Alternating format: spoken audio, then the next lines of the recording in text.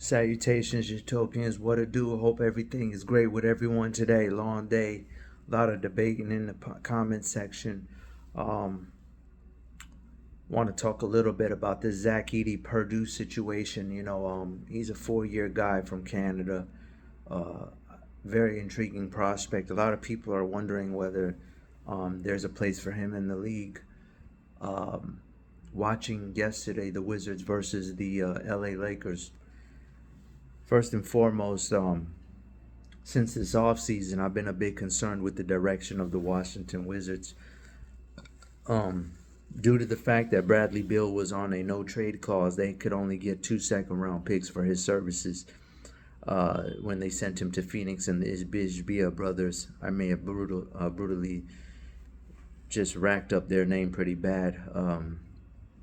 Their ownership group from brothers who own some real estate in Michigan.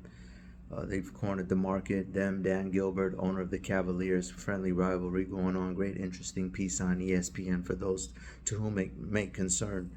Um, but then at the trade deadline, also they moved off Gafford, an athletic rim protecting big man, 7 feet tall, high energy. Once upon a time, Thomas Bryant was like that. He's like a third string big man with the Heat. Was on the Nuggets last year momentarily, and I think prior to that the Lakers. Um, they've always had these energetic big men, but Thomas Bryant kind of was interesting for a while. Um, he showed some promise. Just I guess the atmosphere, the culture in Washington just drained him a little bit. The Wizards are in a peculiar situation right now.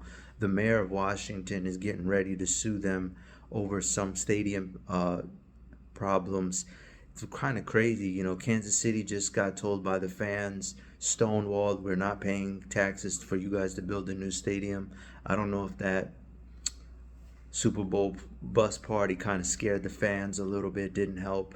You're seeing what's going on right now with respect to the Oakland A's, them having to temporarily relocate to the Sacramento area in order to play out their next 2 years until they make or finalize their decision with Vegas, even though the mayor in Vegas says they don't want them there. Um, so it's a lot going on. Washington kind of overextended, over leveraged themselves, got a little bit overzealous, trying to get to Virginia, and it got all the way up to the district attorney, who said absolutely not, and now they're kind of left scrambling over there in Washington. But they got some cornerstone pieces. Tyus Jones is respectable. Kuzma, Jordan Poole seems to have found his natural role as a sixth man, where he can just focus on scoring. I think he's come to realize he's not a starter in this league. He's more in the Jamal Crawford realm, where it's just like, let me lock in and focus on getting buckets, and nothing's wrong with that. I always tell people, not just in basketball but in life, you know, the sooner you get to where you're supposed to be, the sooner the better, right? The worst thing is just idle time where you're not supposed to be. And so him finding the role that's best suits him in the long run is going to be the key to his longevity. Um, yeah, it might hurt him financially from a salary cap standpoint, but with the new CBA agreement and then crunching the cap, trying to prevent super teams after this year, in all likeliness, it's for the better for him anyway.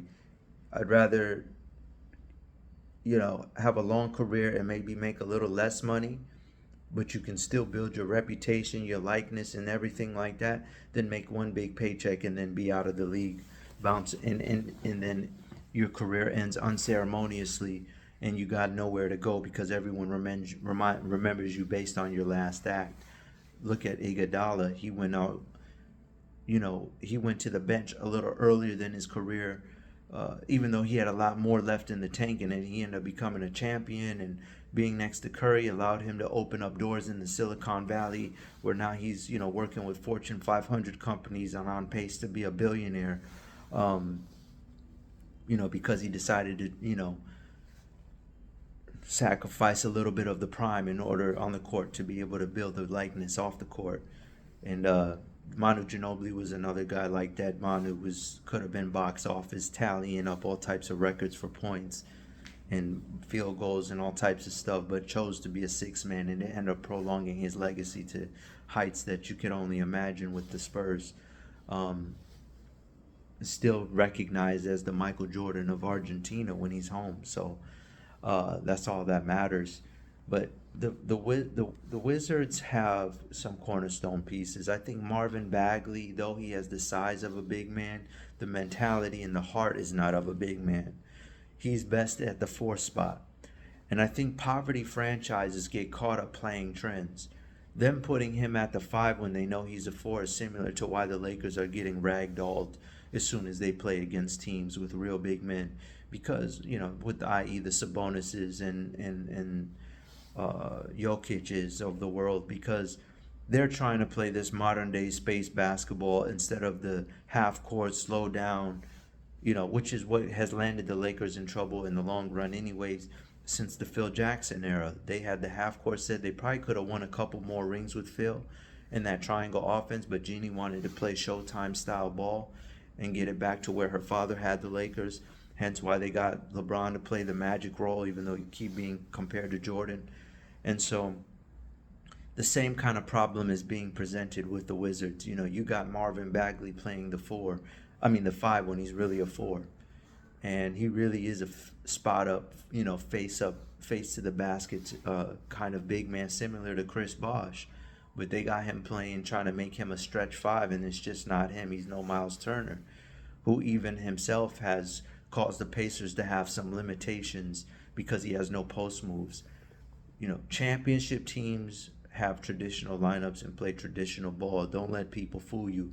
Even these analytic dummies who want to talk about three ball all the time, they don't hold a candle to teams that, take the best basket, the highest percentage basket.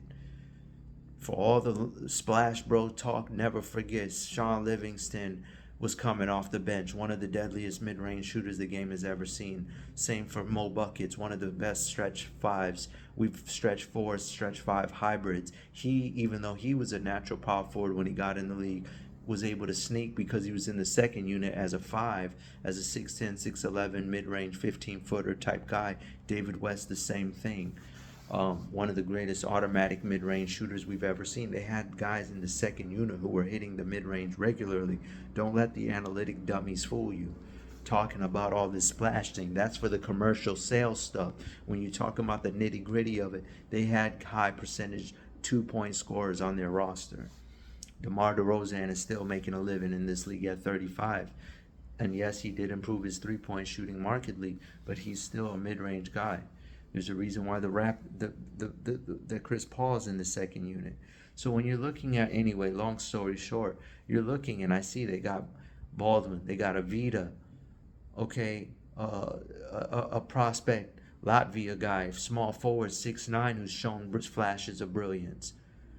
That getting an Alex Sarr from Australia, it's like overkill because you already have Kuzma, and like I said, there's no sense in getting more hybrid small forwards because that's what he is at 200 pounds. So I propose, listen, it was funny because Gilbert Arenas is so adamant about Zach Edey doesn't have a place in the league. And let me be very clear. Being 7'4", knowing how fast tempo the league is, I don't feel comfortable from a cardiac perspective him playing 30 minutes a night. But if you're the Wizards right now, you need some stability and you need something guaranteed to show for. Whether it be a Reed Shepherd, a Dalton Connect dude from Tennessee, a Zach Edey. You need someone who's played college ball and knows ball, and you need to have something to show for it. Reed Shepherd's floor is TJ McCollum. His ceiling could be John Stockton. Yes, and I got John Stockton. If someone told me John Stockton was the greatest point guard to ever play, there's nothing to scoff at. Up there with steals and assists all time. Real floor general. Before all this blurred lines with combo guards started taking over. So, if you're the Wizards, it's absolutely important. You can trade back, get the highest offer, the best offer, and draft Edey, even if it's in the mid-round. I don't care, reach. But you get that rim protecting prowess, that paint threat, and you already got a guy like Tyus Jones who's a willing and capable passer. If Rob Dillingham, obviously, that's the one stipulation there. That's the one caveat. That's the one silver lining. If Rob Dillingham from Kentucky is not available, otherwise you have to go with that. He's the next in line in terms of great Wizards point guard. They've had Rod Strickland, they had Gilbert Arenas, they had John Wall. He would be the next in line of point guard royalties that have graced that franchise. And something tells me something like a player like him will definitely pump the life back in Washington. But the polarizing factor of him being from Canada, him being a 4-year starter, it's kind of like that Caitlin Clark, and he's being marketed as the co-face for the men's side of college basketball. You want that guy, that representative. People are going to lock in and say, wait a minute, can this guy really do it? Can this guy game translate? College basketball really needs someone to carry that torch, and I think he's capable of doing that. So if I'm the Wizards, that's the route I want to go. You need a big man. He's a 4-year starter. He's going to be marketable. He's going to sell tickets. All the collegiate fans are going to support him. I remember being in New York and realizing you could take a megabus right to Canada. It's very close to that whole DMV border area. So if I'm the Wizards, this is something you have to strongly consider at this point, because they have to nail this. They have been punting and punting and punting. They really don't have a stadium next. They really are running out of options of places to play. They're down on their luck. This is the kind of guy, you look at what Rudy Gobert is doing, and he virtually has no offense. And a guy like Zach Edey completely clogs the paint and allows your athletic hybrid power forward, small forwards over there to roam the perimeter. That would immediately add, I think, guaranteed 20 wins to the record, to the books, and they're going to engage a lot of followers. That is the perfect demographic, perfect market. Washington loves them some East Coast big men. They have the Georgetown lineage still there with, Ewing, Zoe, Mutombo. So I think if any market would appreciate it, I think it's the Washington DMV area. I think Zach Edey might have just found a home, and it's the Washington Wizards. Book it. All right, Utopians, I'll try to do better next time. Global, out.